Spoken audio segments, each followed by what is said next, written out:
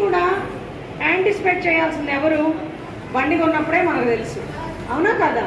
So అలాంటప్పుడు మనం ఏమనుకోవాలంటే, బండి కొన్నప్పుడు అది మన పార్టే అనుకొని, అది లేకపోతే బయటికి మనం గేటు దాటకూడదు. బండిని వాడేటప్పుడు హెల్మెట్ మన పార్టే. బండి తాళాలు ఎంత ముఖ్యమో, తాళం తీసేటప్పుడు ఇది గుర్తు రావాలి. ఆ స్పృహతోటే మనం ఉండాలి. అది తెలిసినా తెలియకపోయినా, మీకు తెలియకపోయినా ట్రాఫిక్ పోలీస్ గారు పట్టుకుంటారు, అవునా కదా?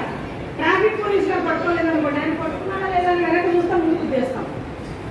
ఇవన్నీ మనకు అవసరం లేదు అనుకుంటే దానికి మొత్తం మార్గం ఏంటంటే పెట్టేసుకోండి. ట్రాఫిక్ కానిస్టేబుల్ గారు చూసారా, ఎస్ఐ గారు చూసారా అనేది పక్కన పెడితే, దానివల్ల నిర్లక్ష్యంగా ఎలా ఉండగలుగుతున్నారనేది మనం ఆలోచించుకోవాలి. సరే, ట్రాఫిక్ కానిస్టేబుల్ గారు చూడలేదు, వచ్చేసాము. ఇంకో చోట ఎక్కడో ఏదో జరిగింది.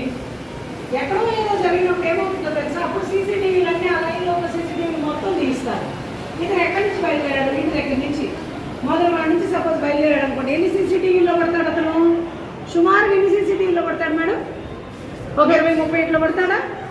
ఎక్కడో చోట దొరుకుతాడు హెల్మెట్ లేకుండా, అవునా కదా? ప్లస్ మీరు సూపర్వైజరీ అథారిటీ సార్, ఇక్కడ పబ్లిక్ సర్వెంట్స్గా ఉండి, ఇక్కడ స్టాఫ్ సంగతి మాట్లాడుతుంది. పబ్లిక్ సర్వెంట్స్గా ఉండి ఎవరన్నా రూల్స్ వైలేట్ చేయొచ్చా? పాపం మీ దగ్గర ట్రాఫిక్ కానిస్టేబుల్స్ పోలీసులు ఉంటారు కాబట్టి మొహమాటం కొద్దీ స్టాఫే కదా అని పెట్టకపోవచ్చు.